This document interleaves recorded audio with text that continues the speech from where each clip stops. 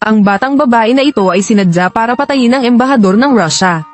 Sinasadya niyang palakihin muna ang kanyang tiyan.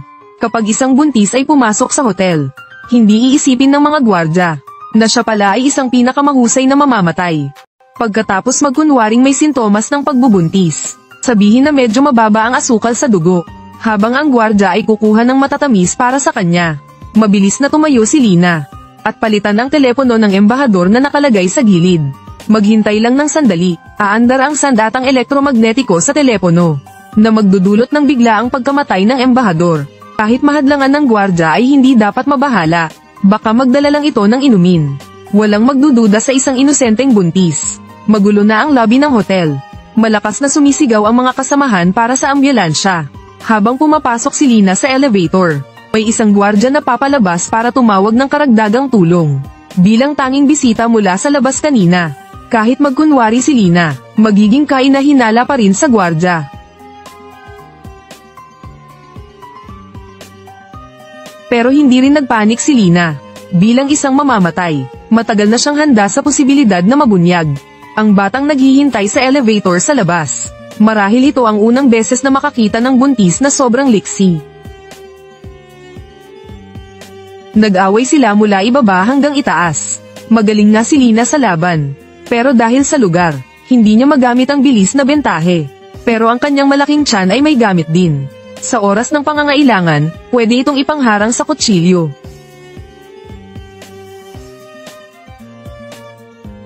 Sayang at masyadong maingay sa loob ng elevator.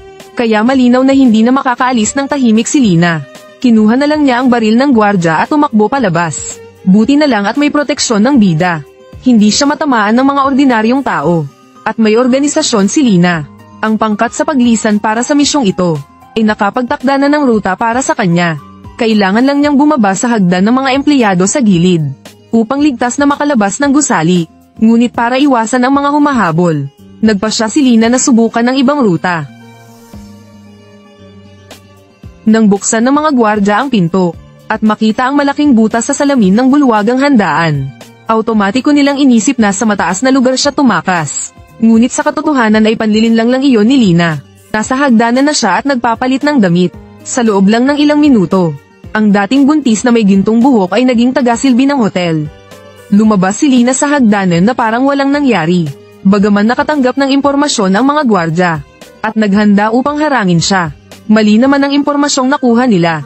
Kailangan na lang niyang pumunta sa itinakdang lugar ng paglisan, at magiging matagumpay na ang misyon. Ngunit hindi inaasahan na nagkaproblema ang pangkat. May isang lalaki na biglang pumasok sa silid, at agad pinatulog ang tagapag-ugnay. Pagkatapos ay binago ang lugar ng paglisan, at ang kanyang layunin ay para lamang makipagkita kay Lina. Samantala, natanggap na ni Lina ang bagong lokasyon ng paglisan. Pagbaba mula sa estasyon ng tren sa ilalim ng lupa, kailangan pa niyang magpalit ng damit muli, para maiwasang masundan. Ang escalator ay isang lugar na walang CCTV. Sa loob lang ng ilang segundo, nagpalit na naman siya ng estilo. Samantala sa kabila, habang dumarating ang sasakyang sasalubong sa kanya, mabilis na binuksan ni David ang backpack. Kumuha ng isang stroller mula rito. Panahon na para magkunwaring mabangga. Habang abala ang dalawa sa manika, mabilis na kumilos si David mula sa gilid. Hindi niya piniling pumatay agad. Mas mabuting maging tahimik ang operasyong ito. Pero nang makita ang gasgas sa malaking ilaw sa harap, nakaramdam si David ng kaunting kaba. Posibleng makahalata ang iba sa kapintasan. Pero kailangan niyang ituloy ang plano. Iisang pagkakataon lang ito para magkita. Kapag lumampas, mahirap nang maulit. Ipinarada ni David ang kotse sa napagkasundo ang lugar. Tahimik na naghihintay sa pagdating ni Lina. Sige na, ngunit tunay ngang isa si Lina sa pinakamahusay na mamamatay. Kaagad niyang napansin ang gasgas sa kotse. Kapag may kakaiba, tiyak may problema. Naramdaman niya ang banta, hindi kailanman magpapadala ang organisasyon ng sirang sasakyan. Kaya tiyak na may problema ang driver. Tumalikod agad si Lina at tumakbo. At naglabas pa ng baril para lumikha ng kaguluhan. Kapag nakahalo siya sa tao, matiyak na ligtas na siya. Walang nagawa si David. Tunay ngang mahirap kalaban ang matalinong babae. Gusto niyang bumaba at habulin. Ngunit nakatutok na ang taser ng pulis sa tabi. Bawal kasing magparada rito. Wala na siyang magawa. Malamang ay bigo ang operasyon. Napilitan si David na umalis. At ipagpaliban ang pagkikita. Kinabukasan ng umaga, pumunta si David sa supermarket para bumili ng guantes goma at panglinis. Nilinis ang kotse sa loob at labas. Huwag magkamali ng akala, hindi siya maarte sa kalinisan. Ngunit upang burahin ang lahat ng bakas ng kanyang pagpunta, dati rin siyang isang mamamatay. At si Lina ay anak niya. Ilang taon na ang nakalipas, upang makatakas sa organisasyon. Nagpanggap siyang patay, at ipinagkatiwala ang anak na babae sa kaibigan para alagaan. Ngunit hindi niya inasahan na pagkalipas ng ilang taon, biglang namatay ang kaibigan, at kinuha ng organisasyon ang anak na babae, at sinanay bilang susunod na pinakamahusay na mamamatay.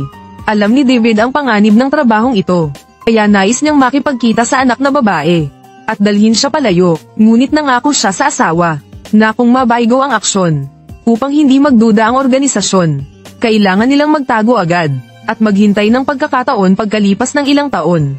Hindi mapalagay si David, bawat araw na paghihintay, mas nagiging delikado ang anak na babae. Sa huli ay hindi niya pinakinggan ang asawa. Nagpa siya sa huling pagtatangka, kung nabigo ang direktang paglapit, hayaan na lamang na siya ang puntahan. Isinulat niya sa card ang isang koordinado, at sinadyang mag-iwan ng fingerprint.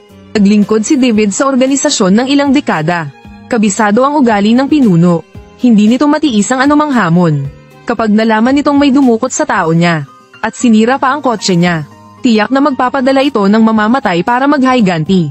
At bilang tanging pangkat ng assassin sa Korea ngayon, si Lina lamang ang makakagawa ng misyon. Matapos may handa ang lahat, agad bumalik si David sa ligtas na bahay. Sinasabi nilang ang bagong alon ay tinutulak ang luma, ngunit kailangan niyang ipaalam sa mga baguhan na sa trabahong ito, hindi lakas lang ang puhunan. Tungkol naman sa anak niyang si Lina, may inihanda rin siyang isang redyalong puno ng alaala. Kinagabihan, matapos makipag-usap ni Lina sa organisasyon, sa huli ay nagpasya siyang pumunta sa lokasyon ng koordinado para magsiyasat. Gusto rin niyang malaman kung ano talaga ang layunin ng misteryosong taong ito. Pamilyar sa kanya ang pay sa mesa. Habang si Lina ay abala sa alaala, may biglang malakas na pagsabog. Isang kasamahan ang nakapagana ng patibong sa hagdan, at agad na nawala ng kakayahang lumaban. Hindi pa nga nila nakikita ang target. Nabawasan na sila ng isang mahalagang tao. Sinamantala ni David ang pagkakataon at tumakbo papunta sa bodega. Ang layunin niya ay hindi pumatay, kundi magkaroon ng pagkakataon na makasama si Lina ng sarilinan. Ginamit niya ang komplikadong ayos ng loob ng bodega. Mabilis na natalo ni David ang natitirang mga mamamatay, at si Lina na lamang ang natitira. Upang maiwasan na magising ang iba, itinakda ni David ang pagkikita sa kubo sa tuktok ng bundok. Matapos ang buong gabing aksyon, sumikat na ang araw. Maingat na pumasok si Lina sa silid, at nakita ang isang litrato nila ng kanyang ama sa mesa. Habang isang pamilyar na anino ang lumabas mula sa sulok, hindi siya makapaniwala sa kanyang nakikita. Papa, ngunit sa alaala ni Lina, alam niyang ulila siya, at patay na ang ama niya 9 na taon na ang nakalipas. Ipinaliwanag ni David ang kanyang sitwasyon, at nagbigay ng 2 pagpipilian. Sumama ka sa akin, o barilin mo ako. Nag-alinlangan si Lina sandali, ngunit ibinaba ang baril. Marahil may ikatlong opsyon pa siya. Kahit kamag-anak niya si David, niloko pa rin siya nito, at nawala ng 9 na taon. Ipinasa ni Lina ang ulat sa organisasyon. Umaasa na sa ibang paraan ay matutuklasan ang katotohanan noon. Ngunit ang pinuno ng organisasyon ay lubos na nabigla sa balitang buhay pa si David. Akala niya matagal nang patay ang lalaking iyon. Ngunit anuman ang maging desisyon ni Lina, walang kondisyon niya itong susuportahan. Kasabay ng pagkamulat ni David, unti-unti ring tinanggap ni Lina ang katotohanang buhay ang ama. Ngunit ayaw pa niyang umalis ng basta-basta. Kailangan pa niyang magpaalam sa mga kasamahan. Habang nagsasalita, dumating na rin ang mga mamamatay na dating nahilo. Ngunit nang makita si David, agad nilang itinaas ang kanilang baril. Kusang kumilos si Lina. Ipinapakita nito na sa puso niya, mas mataas ang halaga ng ama kaysa sa iba. Ngunit nakapagtataka, bakit gusto nilang magpaputok ng walang salita? Kinuha ni Lina ang telepono ng isa, at malinaw na nakasulat doon, patayin agad. Si David at ang organisasyon ay may hindi na maayos na alitan. Kung papipiliin si Lina, tiyak na pipiliin lamang niya ang ama. Ngunit ginugol ng organisasyon ang napakaraming pagsisikap upang sanayin si Lina. Ngunit ganun pa man, mas matimbang pa rin ang kanyang ama, kaya pinili niya ito kesa sa utos ng kanilang organisasyon. Walang dapat pagsisihan at handang harapin anuman ang kalalabasan ng pagpili sa ama.